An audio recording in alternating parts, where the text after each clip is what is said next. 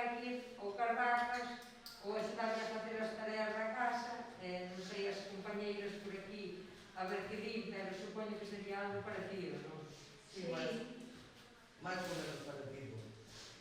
Cando xogábamos ao peloto, xogábamos ao escondite, facíamos columpios dos carballos, baixábamos unha pola e arrodeábamos na pola do carballo, era o que había. Sí, eu acordo que cando era no grau, os meus pais iban dormir a mediodía e querían que fóramos dormir, non nos deixaban ni xogar.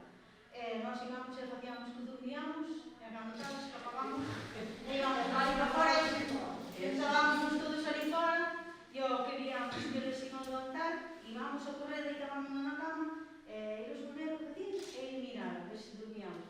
Veíamos que dormíamos e nos enteramos e íbamos xogar. Pero non nos deixamos xogar antes. Que va?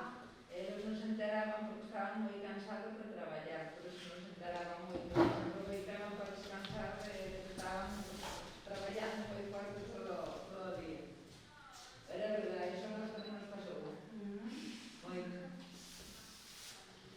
O do pelouto, antes nós, por exemplo, nós non xogamos, que eu sei, nada tampouco, pero a miña sogra sí que dicían que xogaban con os peloutos tamén.